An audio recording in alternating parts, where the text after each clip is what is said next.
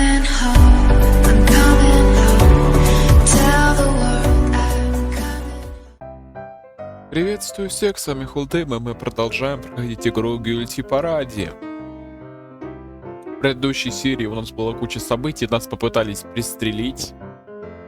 В предыдущей серии, хотите, можете посмотреть, как нас попытались пристрелить, точнее угрожали, скажем, поправили, так, угрожали пристрелить. Мы сделали первый донос Вагнеру о наших товарищах, в кавычках пока что, из нашего отряда. И нам дали интересненькое задание. Все, чтобы об этом узнать, посмотрите сейчас в правом верхнем углу, подсказочка выйдет, если вы эту серию не видели.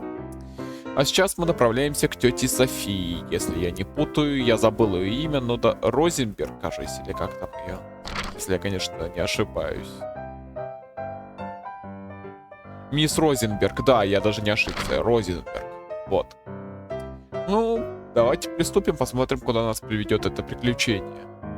Мы медленно шагали по улице, Том шел впереди и подпирал мелкие камни, а потом рассматривал их под лучами солнца. А вот он и второй эпизод официально, мы переходим на него.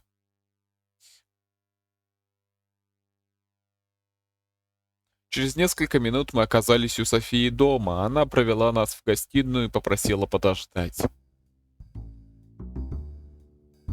Ее бы сейчас прям обследовать, эту гостиную.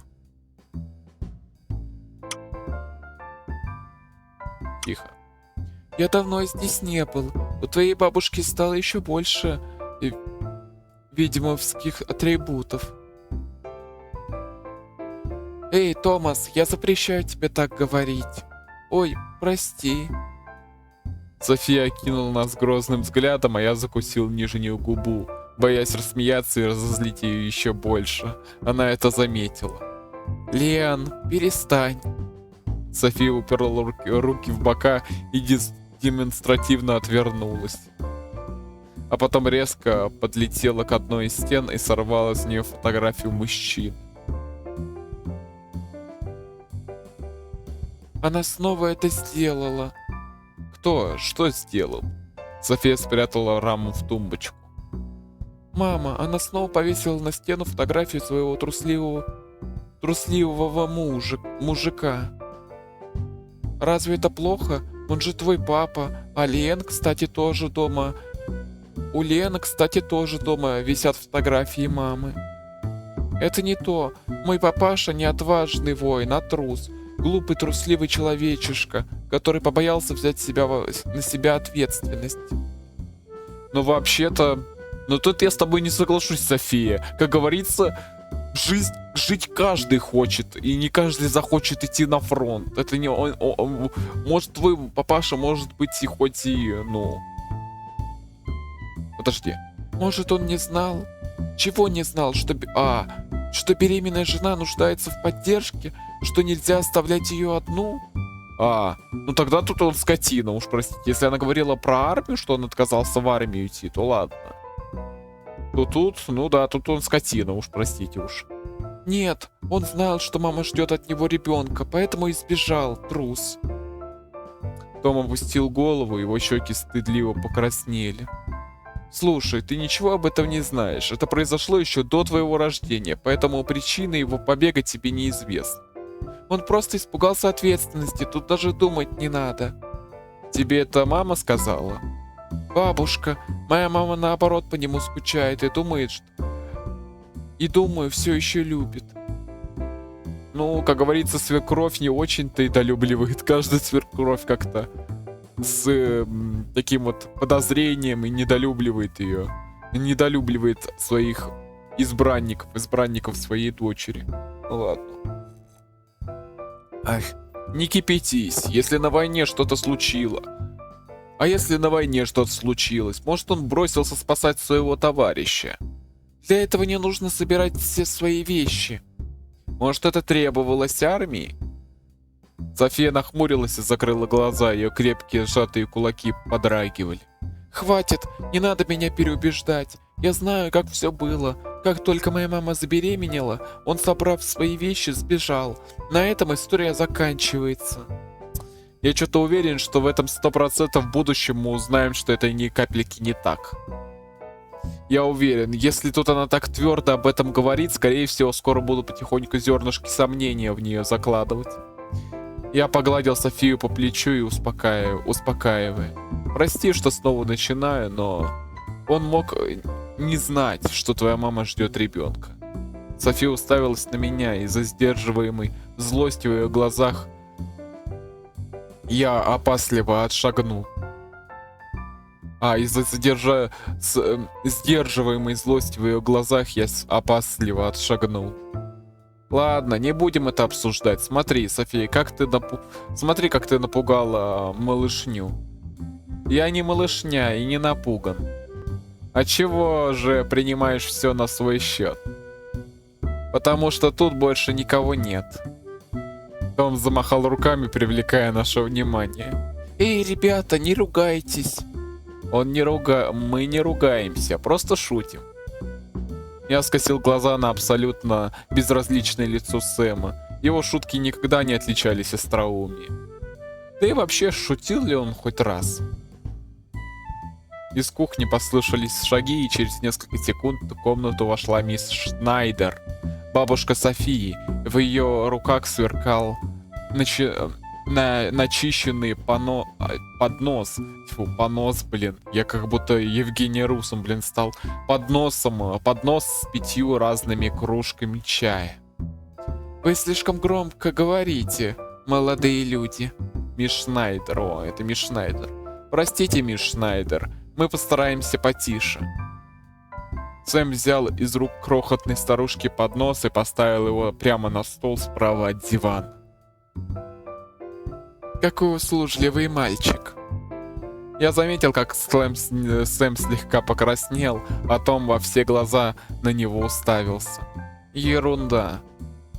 Усаживайтесь и пейте чай, я тоже к вам присоединюсь. Я тоже к вам присоединюсь, надо как-то поменять голос ей. Втроем мы сели на диван. Я оказался посередине, а Том с Софией устроились по краям. Сэм прислонился к подлокотнику и замер, как изваяние. Стоило мне только потянуться к кружке с чаем, как Том вдруг вскочил и куда-то убежал. Куда он? Сэм пожал плечами, он тоже выглядел удивлен. Через несколько секунд Том вбежал в гостиную с табуреткой в руках. Это для вас, бабуля. Я тоже Ой, вот ты... Ладно, не подлезу, молодец, сориентировался. Я тоже хороший мальчик, мисс Шнайдер рассмеялась. Конечно, ты очень хороший мальчик, Томми. Конечно, ты тоже очень хороший мальчик, Томми. Том прямо расцвел, он снова уселся на диван, заставив меня и Софию потесниться и обреченно вздохнуть. Ты как ребенок, Том. София не дала ему ответить. Что такое? Лен завидует, что не его похвалили? Что такое? Лен завидует, что его не похвалили? Ничего подобного. К лицу прилил жар. Я уже самодостаточный. София захохотала. Том непонимающе посмотрел на меня и тоже издал несколько смешков. Наверное, он даже не понял, насколько умное слово я сказал. Смейтесь, детишки. Да, вот кто вы. София засмеялась еще громче. Сэм отвернулся от негодования. От негодования я нахмурился и скрестил руки на груди. Лен уже взрослый, верно. Разумеется, он стал самодостаточным молодым человеком. Мисс Шнайдер, не надо. София согнулась пополам и начала бить подлокотник правой рукой. Ее смех превратился в беззвучные конвульсии. И меня это злило еще больше. Я ущипнул ее за предплечье. Она оттолкнула меня локтем, а я пихнул в ответ. Наконец она утихла. У вас столько энергии и молодости, впереди целая жизнь. Жаль, что все детство мы окружены войной. Мисс Шнайдер порой пускалась в сентиментальную философию и могла часами живописно живописать величие природы и безжалостность времени.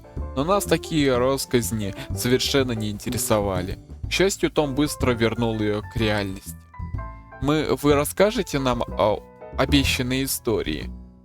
Ого, я смотрю, ты привык к ним? Ага, они очень интересные. На этот раз я приготовил вам целых 3 истории. Одна из них повествует о прошлом мира, другая о переселении душ, а третья о зарождении зла. Какой рассказ вы хотите послушать первым? А про призраков истории нет? Призраки не существуют, грешно в них верить. Да, а я слышал от отца, что он их видел. Отец пьет, ему многое померещится. Но те истории он рассказывал еще до того, как сбежал из армии. Значит, уже тогда у него начались проблемы с головой. Мне вдруг стало интересно. Мы никогда прежде не обсуждали призраков, хотя эта тема казалась очень волнующей и интересной. О каких призраках ты говоришь, Том? Расскажи. Вместо него ответил Сэм. Это ерунда, пьяные бредни. Я решил настаивать. Но мне все равно интересно. Папа говорил, что во время сражений пару раз убил своих друзей. Это грустно, но при чем тут призраки? Его друзья были на стороне черных отступников. Все равно не вижу связи. Том заговорил тише, словно делился с нами невероятно важным секретом. Его глаза бегали из стороны в сторону. Они сражались вместе с папой и погибли за 2 года до того, как он снова их убил. Я впал в ступор. Хочешь сказать, что они воскресили? А тьфу, что они воскресли и перешли на сторону отступников? Я не знаю. Папа говорил, что его тогда еще живые друзья тоже видели на стороне отступников мертвых товарищей. Я покачал головой. Такую историю мне приходилось слышать впервые, и я совершенно в нее не поверил. В отличие от моих глаз, глаза Тома горели. Это какая-то ерунда. Такого не может быть. Сэм с Софией со мной согласились. Я тоже так считаю. Это правда звучит нелепо. А, точно. Говорят, на войне некоторые солдаты сходят с ума. Ага, прямо как наш отец. Голос Тома стал совсем тихим. Он почти шептал. Или это хронопризраки? Какие призраки? Хронопризраки. Я считал, что на местах сражения они часто появляются и всю призрачную жизнь повторяют момент своей смерти. Я замер. Сэм с Софией тоже. Том настолько посерьезнел, что даже нахмурился. Откуда ты про них знаешь? Так написано в книжке. Что за книжка? Призраки и их виды. Никто ничего не сказал, но ответ Тома сразу же все прояснил. Так какие истории вы нам расскажете, мисс Шнайдер? Она улыбнулась. Всего 3 о прошлом мира и переселении душ, и о зарождении зла. С какой начать? Ну давайте думать. Тут, надеяться, вся серия не пройдет таким образом, что нам придется, чисто читать истории. Ну давайте о прошлом мире узнаем. И, кстати говоря, что хочу отметить. Мне кажется, Том говорит правду о том, что черные отступники воскрешают товарищей. Потому что, как я помню, в той части, как мы помним, если там говорилось о трупах, о огромном количестве трупов, которые почему-то забирают сразу же с полей сражений. И сами солдаты упоминали, что нельзя допустить, чтобы тела попали в руки черных отступников. И что-то мне кажется, что именно в этом и дело, что они их воскрешают. Так только непонятно каким образом. Давайте о прошлом мира. Хорошо, слушайте.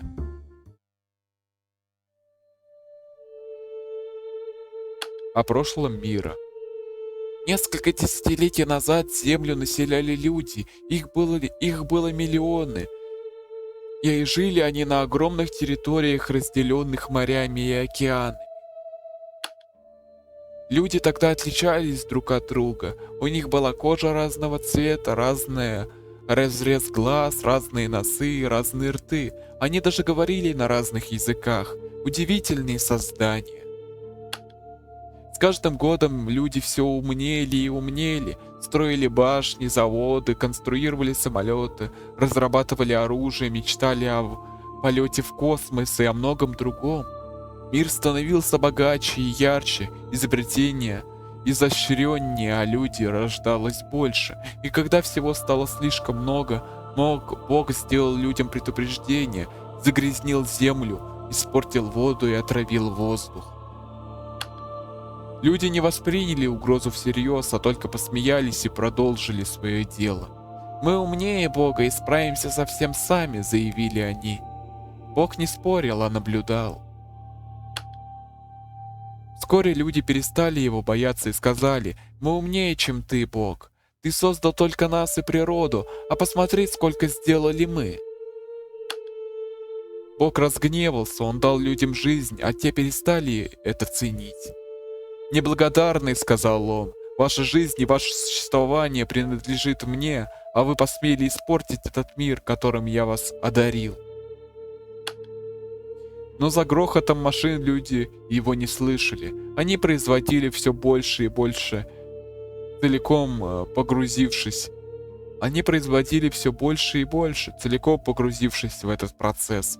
Они перестали замечать мир, отгородились от него каменными стенами, подчинили себе всю живность и забыли о страхе. Бог долго наблюдал, он внимательно смотрел, как его создание рушит все, то прекрасное, что он для них создал. Да прибудет конец», — сказал он, — «я разрушу все сам, нежели это сделаете вы. Оставлю только некоторых, пусть они возрождают мир и строят новое правильное будущее человечества. Стоит ценить то, что есть, и не отдаваться на волю греха. Жадность и чрезмерное любопытство ведут вас в пропасть. Начните заново, но на этот раз помните о своих ошибках и постарайтесь не повторить их впредь. Это будет для вас единственной возможностью сохранить род людской». И погрузился мир во тьму. Капли дождя смешались с ядом, люди заболевали, вулканы извергались, а океаны наступали на сушу. Через несколько месяцев исчезло все. Остался небольшой материк и кучка мужчин и женщин. И повелел им Бог жить так, как и надлежит людям, в гармонии и счастье, как все живое на свете, не забывать о нем и следовать его заповедям.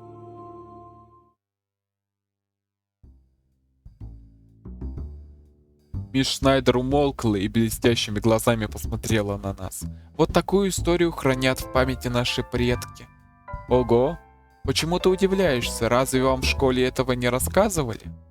Я виновато переглянулся с Томом и Софией. Рассказывали, наверное, но мы часто прогуливали уроки истории, а Сэма нас прикрывал. Сэм кивнул и скрестил руки на груди. На уроках говорили то же самое, но звучало это более реалистично. А разве бабуля может рассказать неправду? Мисс Шнайдер улыбнулась.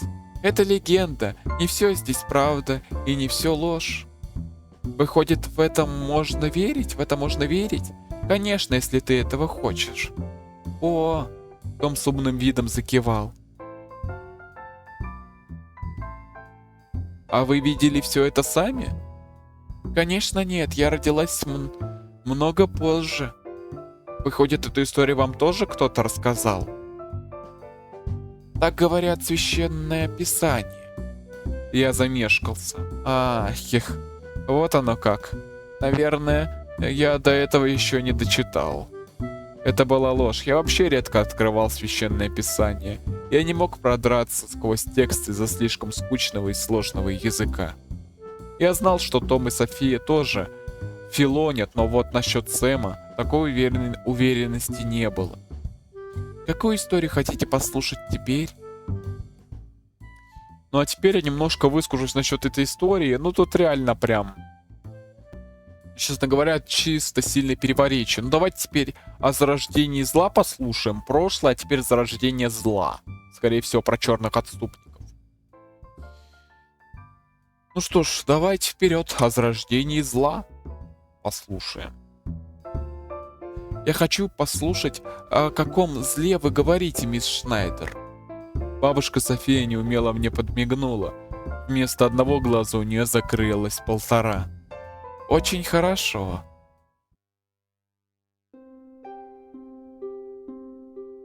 Зарождение зла.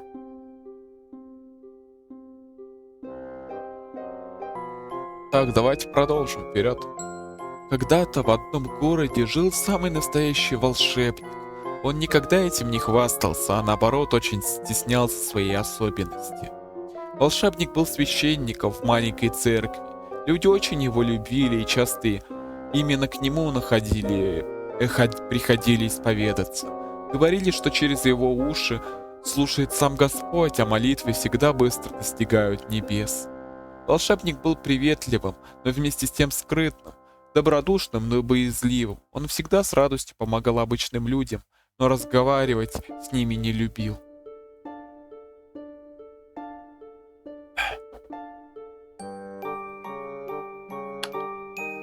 Что ж такого необычного делал этот человек? Он умел оживлять деревянных кукол. Каждую из них волшебник создавал сам.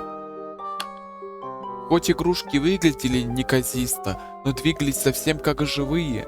Некоторые куклы мыли пол, другие разливали чай, а третьи вязали или вышивали. Волшебник не хотел продавать созданные им чудеса. Он хранил кукол в своей мастерской, а иногда брал с собой на прогулку. И это было прекрасное зрелище. В эти моменты мир преображался.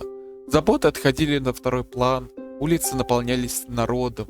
Дети громко смеялись, а взрослые с удивлением переговаривались. Много раз к нему приходил один богатый человек и просил его научить колдовать. Волшебник качал головой и говорил, что кудесником его сделал сам Господь. Ох, и разъяренным же уходил богач. Он каждый раз ругал и оплевывал входную дверь, но волшебника это совершенно не заботило. Дар творить чудеса он так никому и не продал. Каждый день волшебник послушно выполнял обязанности священника в церкви, но однажды он пропал. Несколько дней не показывался из дома. Люди волновались, но зайти внутрь боялись, потому что волшебник не любил незваных гостей. Спустя неделю тишины к дому волшебника подошла маленькая девочка. За ее спиной стоял весь город. Девочка постучала. Не было ответа. Он умер, предположил кто-то из толпы. Она постучала снова. Опять тишина. «Если сломаем дверь, он нас всех проклянет», — заволновался кто-то. «Нет, он добрый», — ответила девочка. И тут же перед ней по волшебству открылась дверь. Она бесстрашно зашла внутрь. «Что там?» — с ужасом спрашивали горожане. Уж слишком необычно все складывалось. «Пусто», — сказала девочка, — «ничего не осталось». Поднялась паника, люди прочесали город, лес, соседние деревни, бесполезно. Волшебник будто растворился вместе со своими чудесными куклами. В это же время пропал и губернатор города. Как потом стало известно, именно он переоделся в богача, чтобы втайне попросить волшебника научить его чудесам. Несколько лет никто ничего о них не слышал. Во главе города встал новый губернатор, а священника заменил его приближенный диакон. Тем не менее, люди по-прежнему жили тихо и мирно, а вскоре за повседневными заботами вовсе забыли о существовании какого-то когда-то самого удивительного человека в городе. Через много лет волшебник вдруг объявился сам, пришел в центр города и рассказал, что все люди живут неправильно, а он хочет наставить их на путь истины. К нему подошел бывший губернатор и заявил: «Бога нет!» Волшебник рядом с ним несколько раз кивнул в знак одобрения. И после этого из их ртов полилось зло, переполненное ненавистью к вере и несуществующему Богу. Девочка, которая много лет назад стучалась к волшебнику в дом, уже превратилась во взрослую женщину. Она-то и поняла, что произошло давным-давно. Оказалось, в тот жуткий день губернатор похитил волшебника и его чудесных кукол и превратил верующего священника в атеиста. Это его руками бывший губернатор хотел творить на земле настоящее зло. Он говорил, что сам займет место вымышленного бога и уничтожит на планете смерть. Он заявил, что отныне все человечество будет жить вечно. Женщина расплакалась. Неужели зло такое могучее, что смогло подавить даже добро волшебника? Многие на площади возмутились, осудили инакомыслие и желание бывшего губернатора переделать мир. Однако нашлись и те, до чьих душ зло все-таки добралось. Те люди тут же бросились на темную сторону. Губернатор, которого с того дня стали называть злодеем, ушел вместе с волшебником, которого народ переименовал в колдуна, и с кучей порабощенных злом людей.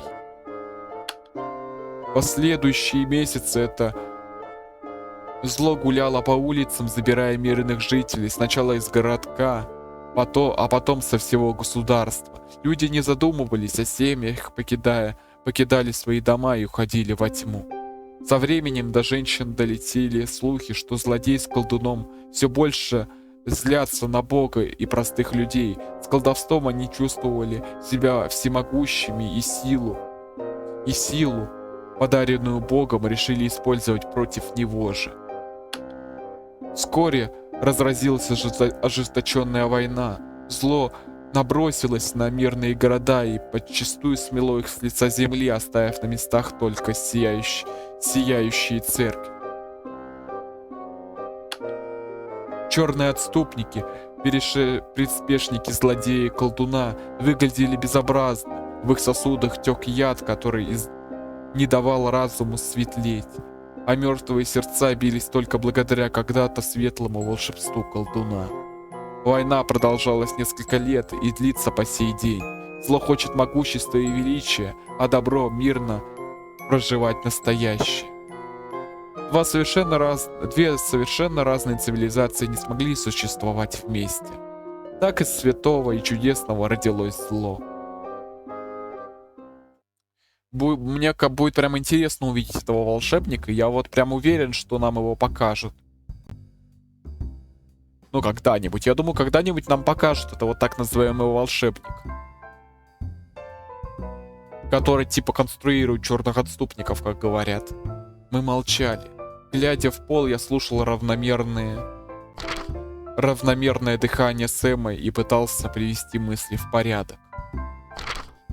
Мало конкретики. Почему вы обобщили причины войны? Это же сказка. Я думаю, было бы честно сказать, люди испугались черных отступников, потому что Том перебил Сэма. Их душа, теперь Том перебила София. У них нет души. Может, у нас тоже ее нет? Мисс Шнайдер нахмурилась. Что ты такое говоришь, Сэм? Родители плохо занимаются твоим религиозным воспитанием. Сэм опустил глаза. Мы изучаем Слово Божие в школе. А я на досуге, я сам Библию читаю. Почему же ты так говоришь? Я, признаться, не такой верующий, как вы, мисс Шнайдер, София и Лилиан. Я придерживаюсь точки зрения Тома. Наука дает больше ответов на вопросы, чем религия, поэтому я в нее верю больше. Это моя точка зрения? Да. О, здорово. Я посмотрел на невозмутимое лицо Сэма, а потом на беззаботно беззаботную улыбку мисс Снайдер. Ты еще слишком молод, поэтому категоричен в своих высказываниях. Скоро поймешь, что куда важнее близкие, их здоровье и уют в доме, а не поиски рациональной истины в нашем необъятном мире. Не знаю, может быть, мне постоянно, знаете, мне вот в этих высказываниях, особенно в этой истории, что-то сильно пахнет Ильином. Если кто знает такого писателя, вот примерно то же самое он и говорил. Не думайте там, не изучайте мир, не нужно этого делать. Живите просто. Точнее, какой, извиняюсь. Так, извиняюсь. Ой, сейчас отключу. Ой, все, фуф, меня вернули. Прошу прощения. Не изучайте мир, не нужно этого ничего делать. За вас все решит священнослужители и вышестоящие. Вот примерно так. Вот чем-то вот история про черных отступников и напоминает. Я, конечно, не хочу сделать черных отступников добряками. Я уверен, там у них скелетов в шкафу до хрена. И, возможно, вскоре мы узнаем все-таки об этом, когда будем играть за Нему. Но пока что как-то, понятно-таки, со стороны вот, так скажем, старообрядцев как-то все слишком категорично. Сэм посмотрел на меня. А что думаешь ты, Лиэн? Я считаю, что черные отступники это зло, и их трупы надо исследовать. Ты все слепил в одно. Ну и что, отступников надо уничтожать, верно? Если мы проявим к ним милосердие, они в момент нас затопчут. Я говорю не про это, а про религию. Я поддерживаю бабушку, но чтобы жить хорошо и благополучно, нам нужно уничтожить отступников. Верно, Лиэн? Несомненно. Том рядом со мной заелозил. Хочешь что-то сказать? Угу. Черные отступники меня пугают, но... Может, мы подружимся с ними? Блин. Вот оно, адекватно, серьезно. Главный герой Лиэн и София, серьезно, хоть их выпячивают как главных героев, но они чересчур категоричны. Я, конечно, понимаю, что у Лиэн трагедия, у него умерла мама. Но серьезно, у Тома и Сэма куда более умная позиция, они куда, не такие категоричные. Они говорят, что отступники могли совершать зло, и совершали, я думаю. Но и не делают из них абсолютное зло. О чем ты говоришь? Забыл, кто они и что сделали с мамой Лиэна? Том зажмурился и крепче меня обнял. Прости, Лиэн, я не забыл про твою маму. Она была прекрасной и очень-очень доброй. Прям как ты. Я улыбнулся. Не беспокойся, я все знаю. Не задуши его, Том. Давайте послушаем бабушку. Осталась последняя история. Скажите, как будете готовы ее услышать. Ну а последнюю историю мы уже услышим в следующей серии. Я думал, мы успеем, но что-то я немножко подзадержался со своими разговорами. В следующей серии уже продолжим. Да, слушаем эту историю и, возможно, уже наконец-то переместимся к Нему. У Немо, по правде, у Немо куда интереснее история, чем у Лиэна. Она какая-то... У Лиэна она более повседневная, а вот у Немо она какая-то более интересная и захватывающая. Ну да ладно. Ой.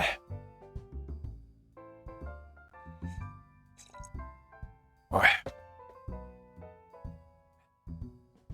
Ставьте лайки или дизлайки, пишите комментарии, предлагайте игры для прохождений.